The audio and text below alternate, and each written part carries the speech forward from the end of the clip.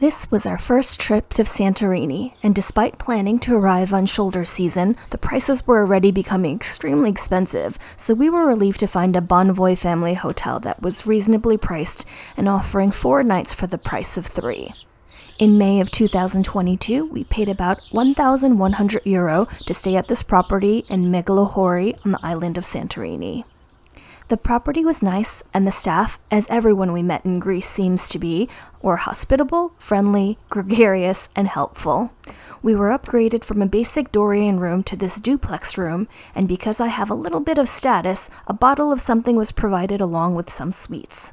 It was nice to have some separate spaces, but the space was narrow and there weren't many furnishings, not that you would spend too much time indoors anyway. We also had our own outdoor space, but this far inland we actually dealt with mosquitoes throughout our stay, as there were no screens and the old-fashioned windows. This would unfortunately almost ruin our vacation, as there were some nights that we slept less than 2 hours due to being woken by these bloodsuckers in our room. I'm not sure if telling the staff would have helped at all, but we didn't have time to bother them, as we would wake up, partake in breakfast, and enjoy our time out in Santorini. Housekeeping came daily and left bottles of water, as you cannot drink the water in Santorini.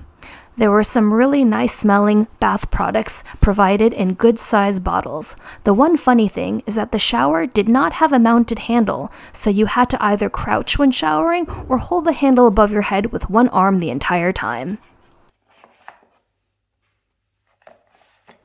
Either way, between the mosquitoes and the lack of a properly mounted shower head, it took down the feeling of luxury a notch or two for sure.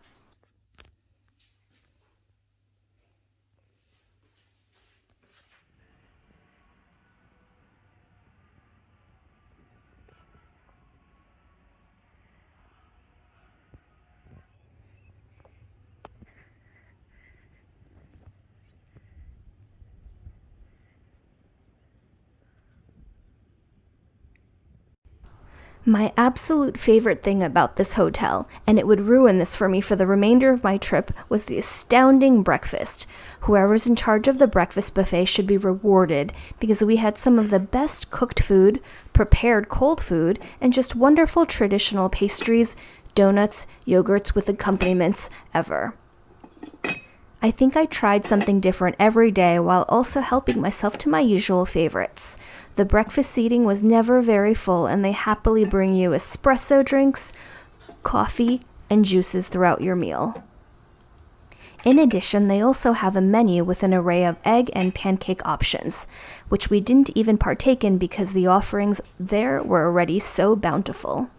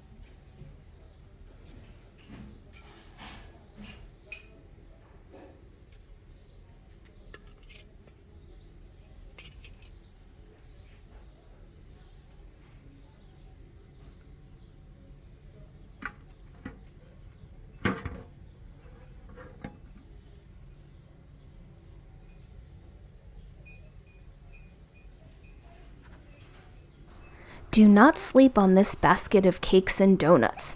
This tiny munchkin-looking donut is filled with the highest quality hazelnut spread. I still dream about this donut.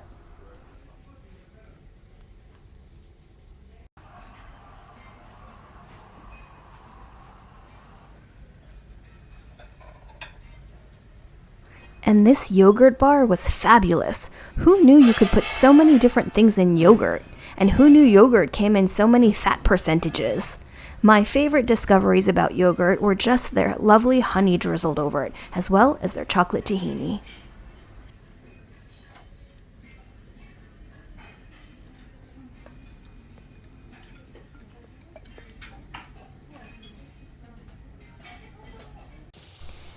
The grounds are quite nice. I think the only thing lacking was the rooms, but I heard most rooms in Santorini are like this, unless you are spending thousands a night. There were 3 beautiful pools in different areas of the resort. There was a little shop selling clothes and bags, and if you step outside, there was a lovely little town just beyond the hotel, down the winding roads, where you could find delicious traditional food, a fantastic gelato stand called Mr. Scoop, more restaurants, wine bars, and shops just beyond the bells of the local church. Transportation was a bit unique if you aren't renting a car to drive yourself. The island of Santorini was much smaller than I expected, with a fantastic bus system that took you everywhere that was worthwhile to visit.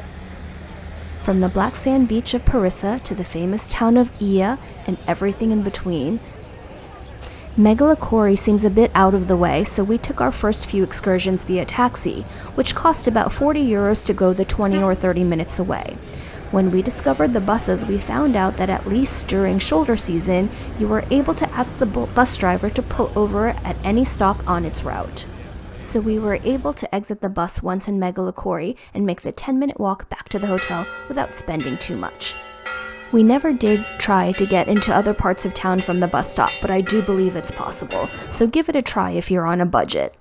Thank you again for watching my video, and I hope to see you on the next one. Bye!